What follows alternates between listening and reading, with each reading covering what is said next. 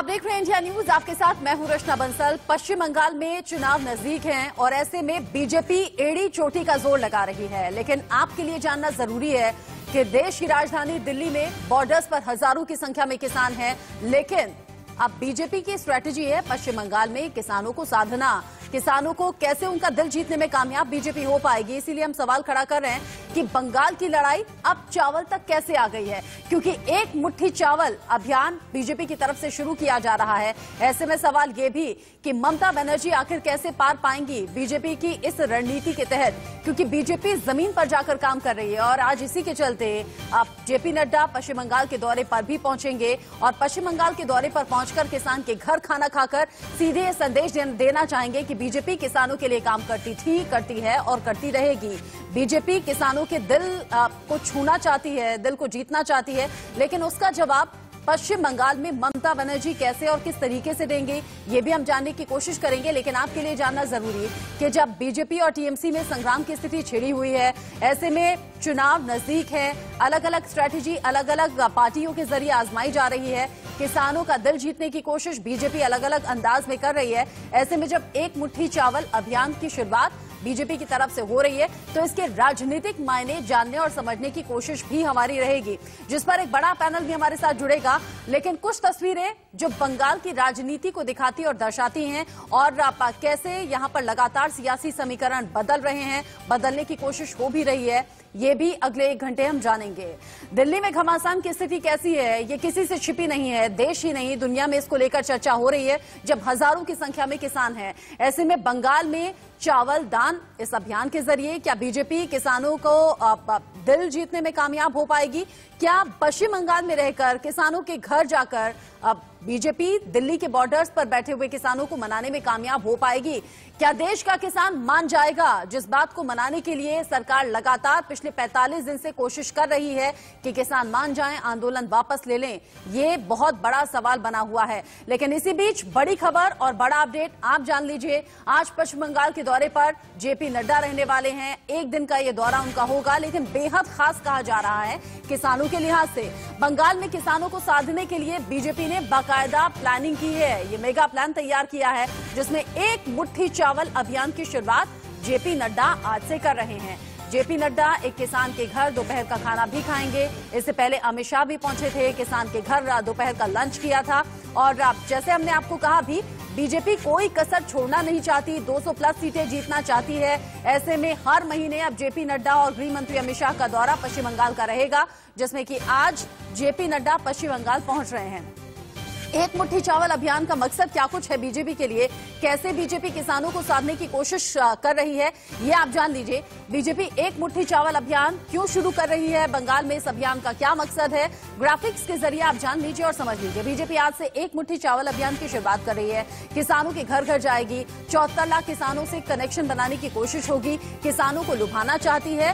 बंगाल चुनाव को किसान आंदोलन की आंच से दूर रखने की एक कोशिश भी है। इधर दिल्ली में नाराज है किसान, लेकिन पश्चिम बंगाल में किसानों के घर जाकर बीजेपी किसानों के साथ भावनात्मक कनेक्शन बनाने की कोशिश में है। एक मुट्ठी चावल अभियान से विरोधियों के वार कमजोर भी होंगे। विरोधी जो लगातार निशाना साध रहे हैं किसान मुद्दे को लेकर, उन्हें ये सीधा जवाब बीजेपी देना चाहती है। चुनाव से पहले बंगाल के किसानों की नाराजगी दूर करने की भी प्लानिंग है। इससे पहले किसान सम्मान निधि के पैसे को लेकर बीजेपी सवाल पश्चिम बंगाल में ममता सरकार से कर चुकी है। हर किसान परिवार तक पहुंचने का एक टारगेट बीजेपी का है। बीजेपी कार्यकर्ता बंगाल के सभी 48,000 गांवों तक पहुंचेंगे। बीजेपी किसानों को नए कृषि कानूनों की जानकारी भी देंगे और फायदे समझाने की कोशिश की जाएगी।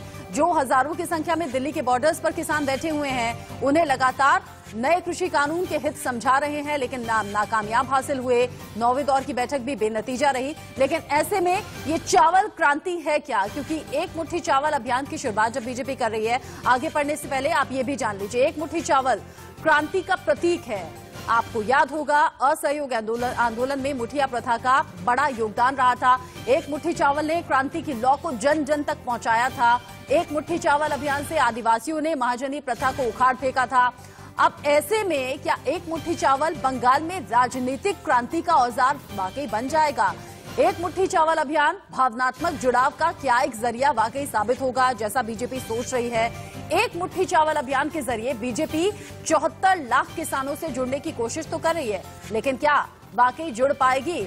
और इसी पर चर्चा के लिए हमारे साथ खास मेहमानों का पैनल जुड़ा हुआ है। हमारे साथ हैं शिशिर वजोरिया, जो कि बीजेपी प्रवक्ता हैं, आमिर हैदर अली जैदी हमारे साथ हैं, जो कि सीपीआई नेता हैं, संजीव कौशिक हमारे साथ हैं राजनीतिक विश्लेषक के तौर पर, अजय राय टीएमसी समर्थक और रंजन भट्टाचार्य राजनीतिक विश्लेषक हमारे साथ जुड़ गए हैं। आप सभी मेहमानों का बहुत बहुत स्वागत है।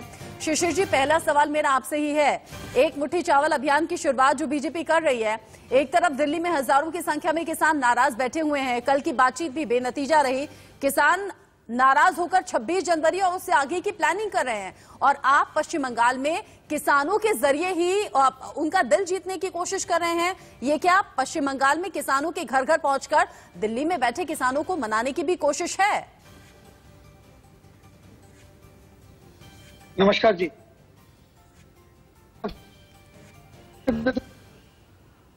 बंगाल चावल अभियान और ये किसानों के घर अपने आप में बहुत बड़ा प्रोग्राम है, मगर ये अकेला नहीं है। ये हमारे एक श्रृंखला में, इसके पहले जब नड्डा जी आए थे तो मछुआरों से मिले, डायमंड हार्बर जाके मछुआरों से मिले थे, अभी किसानों से मिलेंगे। ये पूरे पश्चिम बंगाल के हर वर्ग के लोगों तक हमारे जो नेतृत्व है वो पहुंचेंगे, और हमारी पार्टी पहुंचेगी, हमारी इकाई पहुंचेगी। जहां तक दिल्ली से आपका जो प्रश्न है, मेरा तो एक ही, मैं कलकत्ते से बैठ के जो दृश्य देखता हूँ आप लोगों के पर्दे में, क्या वो किसानों का आंदोलन है या हमारे भाजपा के विपक्ष पार्टियों का आंदोलन है? क्योंकि जब उनसे पूछा जाता है कि भाई आपके क्या नाराजगी है वो बताइए, एक सूची दीजिए, वो कुछ नहीं आता है। तो हमको तो जरा जो दिल्ली में हो रहा है वो जरा सियासत ज्यादा लग रहा है बनिस्बत के किसान का, और बंगाल में किसान का कोई समस्या है नहीं। आप यदि देखें तो पूरे देश में दिल्ली के बॉर्डरों में जो दिख रहा है वो तो बात सही है, आपके पर्दों में दिखता है, मगर यहाँ पे तो कोई एक समस्या नहीं है। नहीं, आप कह रहे हैं कि कोई समस्या नहीं है, ये तो एक अलग सा मुद्दा हो गया कि इस आंदोलन में कौन बैठा है, क्या वाकई विपक्ष के जरिए हाईजैक हुआ है ये आंदोलन, क्या वाकई इसमें किसान है या नहीं, ये तो एक अलग सा मुद्दा हो जाता है, जिस पर लगातार किसान भी कह रहे हैं कि केंद्र सरकार के हाथ में है ये। तो अगर आपको ऐसा कोई डाउट है तो अपना डाउट क्लियर कर लीजिए, हमारे बीच में भेजिए आप अपनी जांच एजेंसियों को, और जांच कर लीजिए कि कौन इस आंदोलन में है, कौन इस आंदोलन के पीछे, और हमारी मांगे क्या है, इसके मुख्य उद्देश्य है क्या। लेकिन मेरा सीधा सा सवाल ये कि जब यहां किसान हजारों की संख्या में हैं, देश के कोने कोने तक ये तस्वीर पहुंच रही है, तो पश्चिम बंगाल में किसानों का दिल जीतने में कामयाब हो पाएंगे आप? हम पश्चिम बंगाल के हर एक व्यक्ति का दिल जीतना चाहते हैं, और मैं दावे से कहता हूं हम कामयाब होंगे।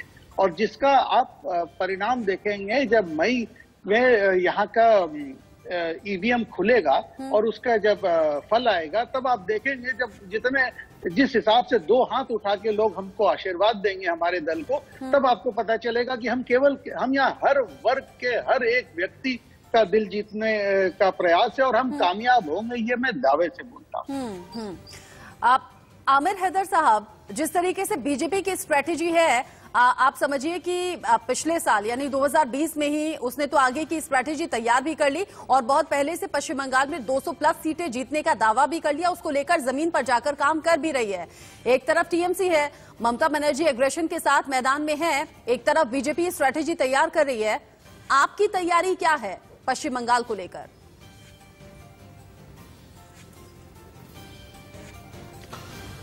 रचना जी, देश की पूरी केंद्र की सरकार चुनाव के मूड में रहती है 24 घंटे 24 आवर्स, लेकिन किसानों से अब ये तो एक विज्ञापन इन्हें ये देना चाहिए, चुनाव तो लड़ रहे हैं, कि आवश्यकता है ऐसे किसानों की जो बीजेपी को एक मुट्ठी चावल दे सके। किसानों की जमीन अपने आकाओं को पट्टे पर देने के बाद या देने का षड्यंत्र रचने के बाद अब किसानों से एक मुट्ठी चावल मांगने निकले, तो एक विज्ञापन देना चाहिए कि ऐसे किसानों की आवश्यकता है जो बीजेपी को एक मुट्ठी चावल दे सके। रावण भी भिक्षा मांगने आया था, वो भी इसी हुलिये में आया था कि वो भी उसने आके कहा था ओम भिक्षान देव।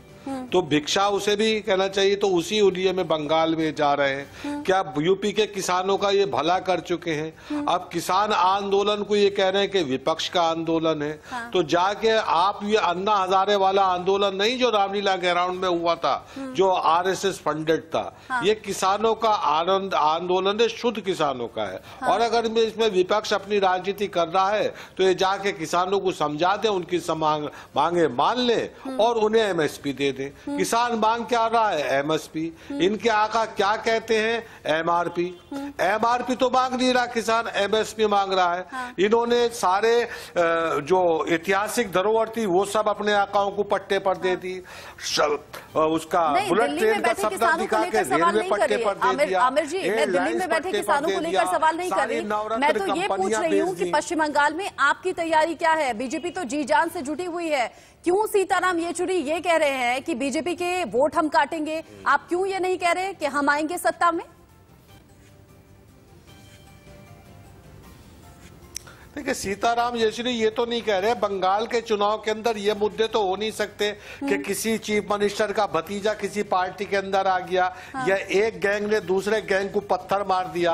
बंगाल का चुनाव इन मुद्दों पर तो होगा नहीं। बंगाल का चुनाव होगा बेरोजगारी पर, शिक्षा पर, स्वास्थ्य पर, किसानों की समस्याओं पर, मजदूरों के पलायन पर। अगर इन मुद्दों पर बात करनी है तो आए बीजेपी डिबेट कर ले। जो बंगाल की जनता इतनी वो नहीं है। अच्छा, मतलब आप कह रहे हैं कि आप जब चुनावी मैदान में उतरेंगे तो ये सभी मुद्दे आप अपनी तरफ से उठाएंगे और लोगों का दिल जीतने की कोशिश करेंगे। लेकिन रंजन भट्टाचार्य जी से हम समझेंगे चावल की क्या अहमियत राजनीति के लिहाज से आप देखते हैं। हालांकि राजस्थान में, मध्य प्रदेश में, छत्तीसगढ़ में चावल को लेकर पॉलिटिक्स होती रही है और चावल की बड़ी अहमियत भी है। असहयोग आंदोलन में चावल की क्या भूमिका रही थी हमने देखी। लेकिन अब जो ये बीजेपी एक मुट्ठी चावल अभियान पश्चिम बंगाल में आजमाने की कोशिश कर रही है, आप इसे कैसे देखते हैं? नमस्कार। ऐसा है कि बीजेपी चुनाव का पहले जिस बात लेके, जिस मैसेज लेके बंगाल की चुनाव की पहले बड़े बड़े बीजेपी के हस्ती आ रहे हैं और वो आके अपना अपना कार्यक्रम रखते हैं, मैं उन लोगों से ये पूछने और समझने की कोशिश कर रहा हूं कि चुनाव की पहले ये सब कहने से और ये कार्यक्रम लेके आप जनता का पास जाने से जनता का दिल जीत पाएंगे? आप अपना दिल से पूछिए, अपने आप को पूछिए, क्या ये कोई पॉलिटिकल प्रोग्राम है? ये कोई जनता की भलाई के लिए, अच्छा काम के लिए ये सब कार्यक्रम ले रहा है? एक मुट्ठी चावल लेके आप क्या जताना चाहते हैं? हिंदुस्तान की जनता को आप ये बार बार, एक बार नहीं, जहाँ पे बीजेपी की सरकार है, जिस प्रदेश में ऐसा कौन सी काम किया है जिसके कारण वो उन राज्य की लोग आपको समर्थन करेंगे? हिंदुस्तान के एक बड़ा परसेंटेज ऑफ पॉपुलेशन जो है वो कृषक है, वो फार्मर है। उनको आप रिकॉग्निशन तो आप मान नहीं रहा है। उनका साथ बात करके कोई सॉल्यूशन निकल नहीं पा रहा है। आप कह रहे हैं कि बंगाल में कृषक के घर में जाके उनके साथ भोजन करके और इससे पहले भी तो किया था। गृह मंत्री अमित शाह जब पहुंचे थे तो किसान के घर खाना खाया था, दूसरे दिन लोग गाय के घर खाना खाया था। ये आम लोगों से कनेक्शन बनाने की लगातार कोशिश बीजेपी की है और इसीलिए लगातार अपने दावे को और ज्यादा मजबूत बीजेपी कर रही है। 200+ सीटें जीतेंगे, सत्ता में आएंगे, टीएमसी को उखाड़ फेंकेंगे। संजीव कौशिक जी, बीजेपी जिस कोशिश में लगातार मैदान पर उतरी हुई है, आम लोगों के बीच में पहुंच रही है, खुद जेपी नड्डा पहुंच रहे हैं, गृह मंत्री अमित शाह भी अभी होकर आए हैं, आपको लग रहा है एक मुट्ठी चावल की राजनीति काम कर गई है, काम कर जाएगी?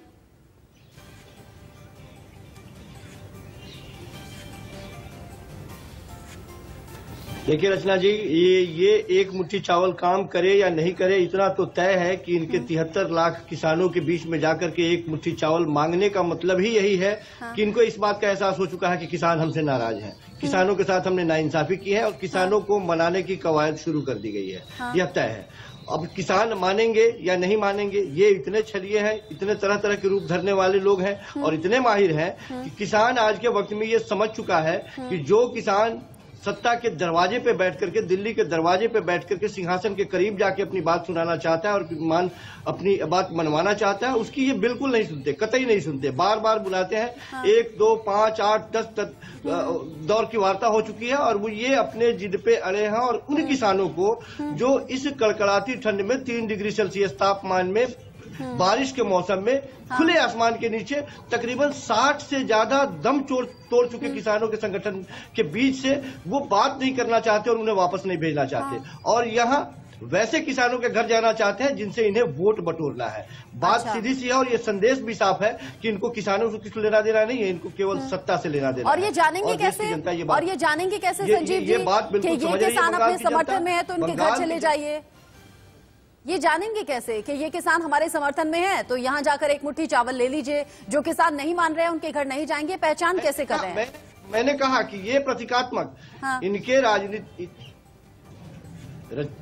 रचना जी, इनके प्रतीकात्मक चुनाव करने का या प्रतीकात्मक जो राजनीति होती है, प्रतीकों की राजनीति करने की, ये एक मुट्ठी चावल के बदले ये चाहते हैं कि वो संकल्प ले और उनसे हम अपनी गिला शिकवा दूर करें और सबके दरवाजे पे जाएंगे। आप दें या नहीं दे, ऐसा नहीं है कि ये चुन के जाएंगे, सबके दरवाजे पे जाएंगे और एक एक मुट्ठी चावल मांगने का स्वांग करेंगे। वो चावल दे या ना दे, लेकिन मूल सवाल ये है कि ये चावल के पीछे पीछे अपने समर्थन और इंतजार में संजीव जी जानते हैं, सबसे बड़ी बात संजीव जी जानते हैं, बीजेपी आप कह रहे हैं कि बीजेपी अपनी कोशिश में कामयाब नहीं हो रही है या फिर बीजेपी नहीं जीत पाएगी किसानों का दिल। मैं आपकी बात मान भी लूं अगर एक सेकंड के लिए, तो कम से कम बीजेपी कोशिश करती हुई दिख रही है और कोई पार्टी इधर दिख नहीं रही है और किसी पार्टी से जुड़ी ऐसी खबरें आ नहीं रही हैं। कांग्रेस तो बिल्कुल गायब है इन चुनावों से। लेकिन दर्शकों के लिए जानना भी जरूरी है कि कैसे बीजेपी एड़ी चोटी का जोर लगाकर अब पश्चिम बंगाल में उतरी हुई है और पश्चिम बंगाल चुनाव में कोई कसर छोड़ना चाहती नहीं है। लिहाजा आगे आने वाले वक्त में प्रधानमंत्री नरेंद्र मोदी भी पश्चिम बंगाल में नजर आएंगे। आज जेपी नड्डा पहुंच रहे हैं, गृह मंत्री अमित शाह पिछले दिनों पहुंचे थे, लेकिन पीएम मोदी खुद बंगाल जाएंगे और खास दिन चुना गया है चुनावी शंखनाद करने का। आपको ग्राफिक्स के जरिए दिखाएंगे। 23 जनवरी वो दिन हो सकता है जब पश्चिम बंगाल के दौरे पर खुद प्रधानमंत्री नरेंद्र मोदी पहुंचे। 23 जनवरी को नेताजी सुभाष चंद्र बोस की जयंती है और यही खास दिन चुनावी शंखनाद का चुना गया है बीजेपी की तरफ से। बीजेपी की बंगाल इकाई ने पीएम मोदी को बाकायदा न्योता दिया है। हालांकि अभी तक इस पर कोई भी आधिकारिक फैसला नहीं लिया गया। हर महीने पीएम मोदी बंगाल का दौरा कर सकते हैं आने वाले वक्त में, क्योंकि विधानसभा चुनाव में बीजेपी अब पीएम के चेहरे पर चुनाव लड़ने वाली है। लेकिन हाँ, गृह मंत्री अमित शाह ने यह साफ कर दिया कि मुख्यमंत्री बंगाल से ही होगा। नाम क्या होगा, कौन चेहरा होगा, इसको लेकर अभी तक कोई जानकारी बीजेपी ने नहीं दी है। लेकिन बंगाल की सियासत में कितनी करवट है, कैसे लगातार सियासी समीकरण बदल रहे हैं, आप देखिए। पश्चिम बंगाल में कुल 294 विधानसभा सीटें हैं। बीजेपी लगातार ये दावा कर रही है कि 200 प्लस सीटें हम जीतेंगे। 2016 में विधानसभा चुनाव में टीएमसी को 211 सीटें मिली थी। टीएमसी फिलहाल सत्ता में है, लेकिन बीजेपी कह रही है टीएमसी को उखाड़ फेंकेंगे। लेफ्ट को 33, कांग्रेस को 44, बीजेपी को मात्र 3 सीटें मिली थी। लेकिन जानते हैं बीजेपी के हौसले लोकसभा इलेक्शन से मजबूत हो गए। 2019 के लोकसभा चुनाव में बीजेपी ने शानदार प्रदर्शन किया और वहीं से बीजेपी की स्ट्रेटेजी तैयार हो गई आगे आने वाले विधानसभा चुनाव को लेकर। 2019 लोकसभा चुनाव में टीएमसी का वोट शेयर 43.3% रहा था, लेकिन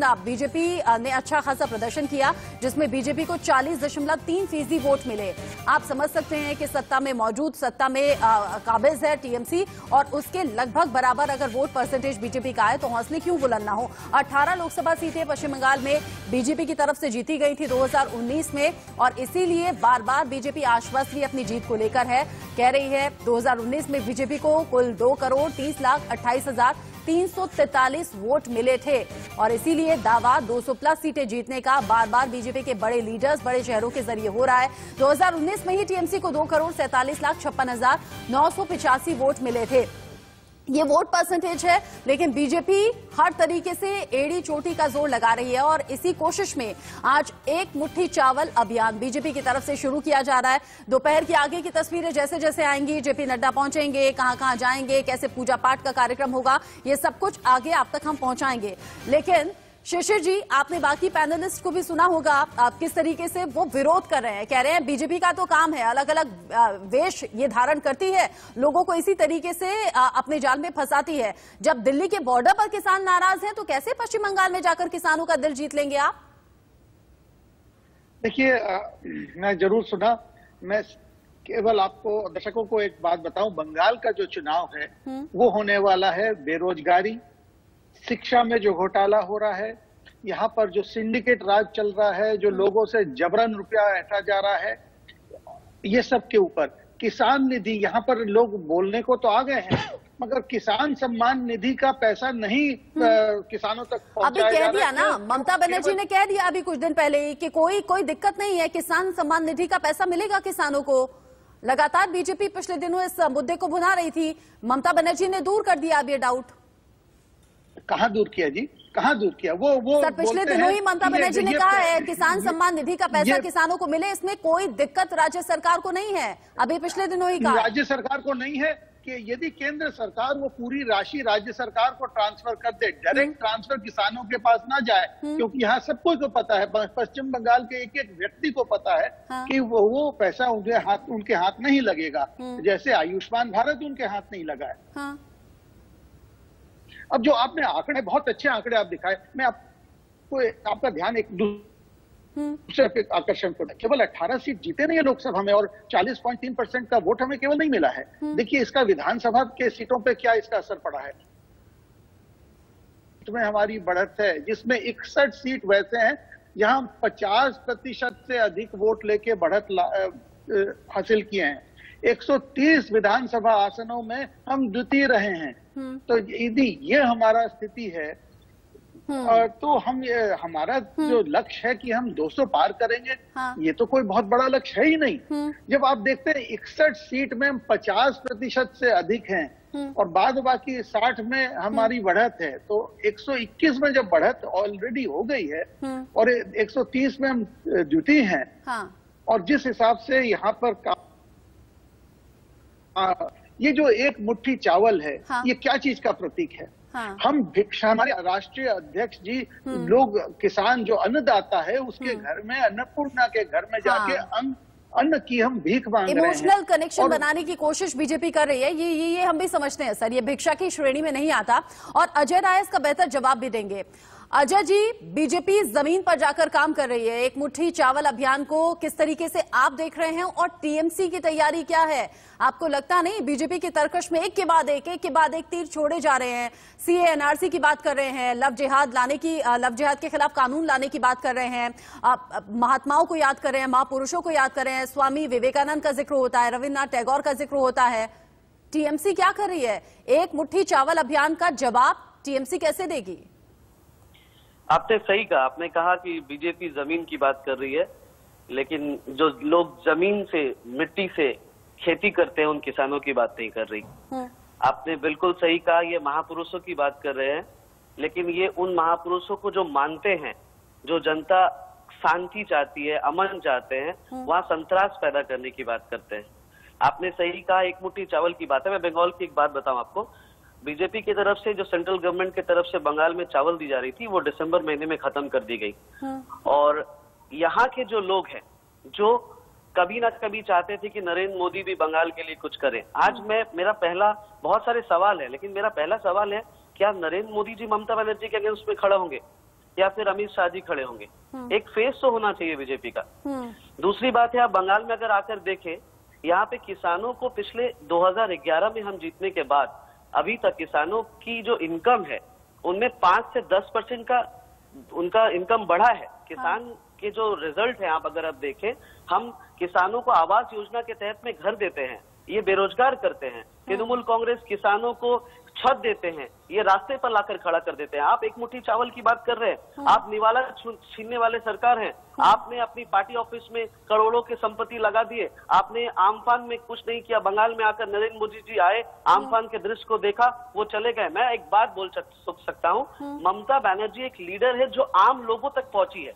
यहाँ एक स्वास्थ्य साथी कार्ड है जो हम अभी दे रहे हैं, और पिछले साल बहुत हिट हुई थी। ये हमारा युवश्री है, कन्याश्री है, जो वर्ल्ड रिनॉल्ड है, वर्ल्ड ने भी इन्हें सम्मान दिया है। यहाँ युवतियों को पैसा मिल रहा है, बच्चों को एक माँ जब महिला जन्म देती है उस माँ को भी पैसा मिलते हैं, बच्चों को भी पैसा मिलते हैं। हमारी सरकार वहां से शुरू करती है हम लोगों तक पहुंचने की बात। वो कोई डाउट नहीं है अजय जी, कोई डाउट नहीं है आपकी बात पर। ममता बनर्जी जमीन से जुड़ी हुई नेता है, लोगों के बीच में जाकर काम करती रही है, मैं भी जानती हूँ। वो तस्वीरें हम सबको याद है जब टाटा का प्लांट नहीं लगने दिया था ममता बनर्जी ने, किसानों के साथ जमीन पर जाकर वो जिद पर अड़ गई थी और फिर ये किसानों की जीत कही गई थी। ममता बनर्जी की छवि वहीं से मजबूत हुई थी।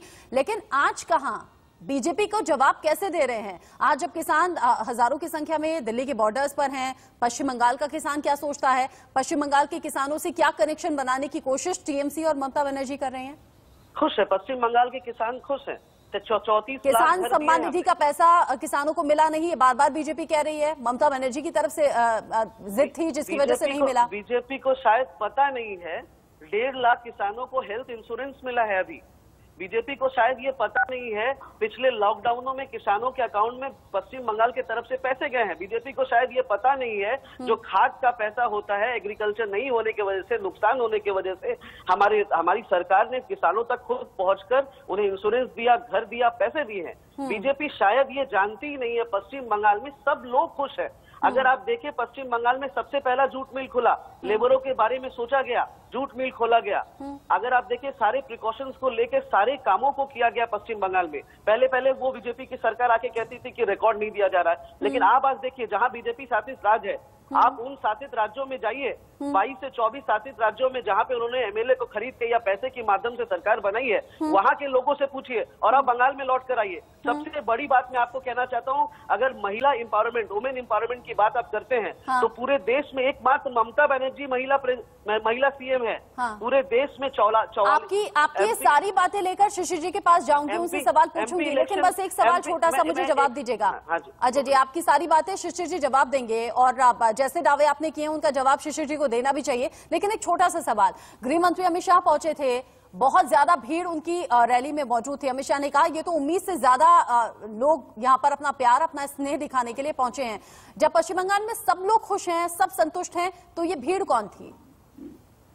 अमित शाह जी जब पश्चिम बंगाल में आते हैं तो मैं आपको बहुत एक सही उदाहरण दूं। ममता बनर्जी जब भी शांति निकेतन जाती है इतना भीड़ उमड़ पड़ता है क्योंकि लोग उन्हें चाहते हैं, वो जननेत्री है यहाँ की। ममता बनर्जी एक ऐसी लीडर है, वो रोड पे चले तो इतना भीड़ हो जाए। अगर अमित शाह ये कहते हैं कि वो भीड़ उनका देखा हुआ सबसे विशाल भीड़ है, तो मैं अभी अभिषेक बंदोपाध्याय का सभा कुछ दिन पहले का है, मैं उस भीड़ को देखने के लिए कहूंगा कि हाँ अमित शाह जी आप उस भीड़ को देखिए जो अभिषेक बंदोपाध्याय, जहाँ ममता बनर्जी नहीं है, उनका एक हमारी एक ही लीडर है। मैं आपको क्लियर एक बात बताऊं, हमारे दल में तृणमूल कांग्रेस में एक ही नेता है, हम सब कर्मी हैं। एक कर्मी अभिषेक बंदोपाध्याय है, उन्होंने एक सभा की थी, उस सभा का भीड़ आप देख लीजिए, आपको पता चल जाएगा अमित शाह का भीड़ क्या है। आप रविन्द्रनाथ टैगोर की बात करते हैं, आपको एक शर्म आनी चाहिए बीजेपी पार्टी को। जब अमित शाह शांति निकेतन गए, रविन्द्रनाथ टैगोर के भूमि पर गए, अमित शाह का फोटो ऊपर लगा हुआ था, रविन्द्रनाथ टैगोर का तस्वीर उनके नीचे लगा हुआ था। वो अपमान करते हैं नेताजी का, वो अपमान करते हैं रविन्द्रनाथ टैगोर जी का, वो अपमान करते हैं विद्यासागर की मूर्ति को तोड़कर अपनी सभा में अपने लोगों से। पश्चिम बंगाल के लोग इस बात को जानते हैं, वहां संतरास नहीं करने देंगे। यहाँ के वोटर्स, मैं आपको बोलता 2011 से ज्यादा बहुमत से हम जीतेंगे। हमने मैं आपको बहुत साफ शब्दों में कह सकता हूं, हमारे बहुत नेता जो इनके साथ बिक गए, जिनको नारदा कांड में जो अभियुक्त मानते थे, आज वो नेता इनके साथ होकर एकदम क्लीन हो गए हैं, वो गंगा की तरह धुल गए हैं। हमारे कर्मी उन नेताओं के साथ नहीं है, कर्मी अलग है, तृणमूल कांग्रेस के साथ है। 2011 आपने बहुत से सवाल खड़े कर दिए और बहुत से जो लॉजिकल सवाल हैं वो शिशिर जी से पूछने भी चाहिए। बंगाल में लड़ाई अब चावल पर आ गई है। हालांकि बंगाल में लगातार बीजेपी की तरफ से एक्शन में बीजेपी के कार्यकर्ता भी नजर आ रहे हैं, बड़े लीडर्स को आप देख रहे हैं जो कि जमीन पर जाकर काम कर रहे हैं। और आज जेपी नड्डा किसानों के घर घर पहुंचेंगे, एक मुट्ठी चावल के मायने कई निकाले जा रहे हैं। ये भिक्षा के तौर पर नहीं बल्कि एक समर्थन के तौर पर जुटाया जाएगा और ज्यादा से ज्यादा किसानों से कनेक्शन बनाने की कोशिश बीजेपी की है और सीधे तौर पर संदेश देश की राजधानी दिल्ली के बॉर्डर पर बैठे किसानों को भी भेजने की होगी बीजेपी की। पैनलिस्ट हमारे साथ लगातार बने हुए हैं। हेडलाइन से पहले शिशिर जी, अजय राय ने कई सवाल उठाए हैं और आपको जवाब देना चाहिए। बीजेपी में मुख्यमंत्री पद का कोई चेहरा अभी तक आपकी तरफ से फाइनल नहीं किया गया है। अजय राय पूछ रहे हैं प्रधानमंत्री के नाम पर चुनाव लड़ेंगे, अमित शाह के नाम पर चुनाव लड़ेंगे, मुख्यमंत्री आखिर होगा कौन? कम से कम टीएमसी का एक चेहरा ममता बनर्जी तो हैं, जिन्हें लोग जानते हैं कि मुख्यमंत्री के तौर पर चुनना है। बाकी कह रहे हैं किसानों के लिए इतना ज्यादा काम कर लिया है जितना तो केंद्र सरकार ने नहीं किया।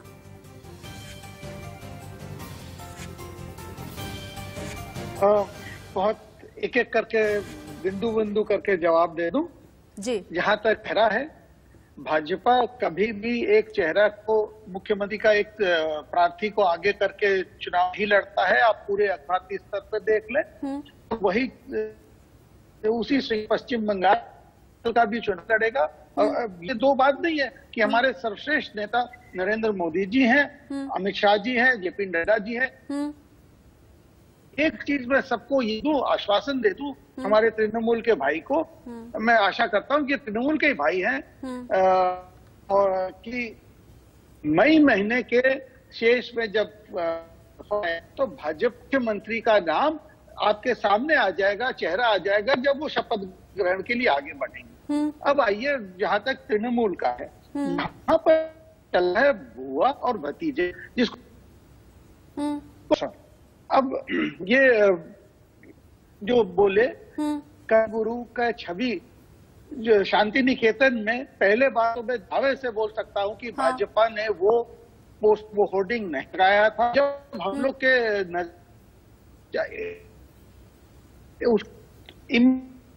बट ये हम लोग ने नहीं लगाया। विद्यासागर की मैं हमारे तृणमूल भाई को शिशिर जी, आपकी आवाज में थोड़ा सा डिस्टर्बेंस है। हालांकि आपकी बातों को मैंने समझने की कोशिश की है, आपने एक एक करके जवाब दिया है अब, लेकिन साथ ही साथ बाकी पैनलिस्ट से भी बात करनी जरूरी है। आमिर जी, बीजेपी इतनी ज्यादा चर्चा बटोर रही है, टीएमसी भी फुल एग्रेशन के साथ जवाब दे रही है, आप लोग इतना पीछे क्यों रह गए हैं?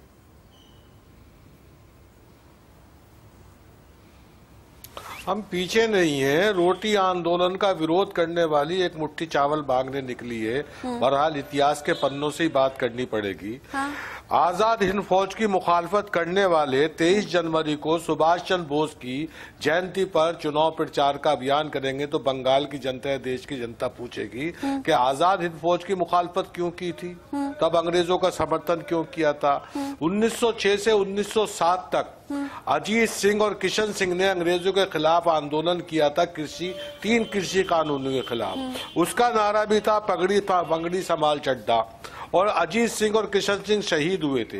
इस आंदोलन के अंदर 50 जवान शहीद हो गए। उन शहीद जवानों के परिवारों से एक मुट्ठी चावल की भिक्षा मांगने निकले हैं, रावण के भेष में निकले हैं। सवाल ये बनता है कि किसान एमएसपी मांग रहा है, ये कह रहे हैं हम सम्मान निधि देंगे। 20 रुपए लीटर का पानी पीने वाले दिल्ली के अंदर बैठ के, और आप 17 रुपए किसान को देके कह रहे हैं कि हम सम्मान कर रहे हैं। आमिर जी, मैं आपसे पूछ रही हूँ कि आपकी तैयारी क्या है? मैं पूछ रही हूँ आपकी तैयारी क्या है? आप बीजेपी नहीं, आप बीजेपी की तैयारियों पर सवाल खड़े कर रहे हैं। मैं पूछ रही हूँ आपकी तैयारी क्या है? रंजन जी, कहा जाता है कि देश का जो किसान है वो बहुत भोला भाला होता है, बहुत ही ज्यादा भावनात्मक तरीके से जुड़ जाता है लोगों से, और यही काम बीजेपी भी अब कर रही है। कहते हैं कि किसान के घर अगर आप जाएंगे कुछ मांगने के लिए तो खाली हाथ तो वो लौटाता नहीं है, आपसे भावनात्मक तरीके से जुड़ जाता है। ये जानते हुए समझते हुए बीजेपी की कोशिश है किसानों को जोड़ने की। बिल्कुल ये कोशिश है, और मैं आपको एक बात बताना चाहता हूँ बहुत सीधी तौर से कि बंगाल में ये बजोरिया जी सही बोला, कृषक का कोई आंदोलन नहीं हो सकता है, क्योंकि यहाँ का सरकार और ममता बनर्जी मुख्यमंत्री के हिसाब से इतने काम कर चुके हैं कि इनकी कुछ मांगने की जरूरत नहीं है। वो मांगने के पहले उनके पास रंजन जी, माफी के साथ आपको रोक रही हूँ और आप सभी का धन्यवाद भी करना चाहूंगी।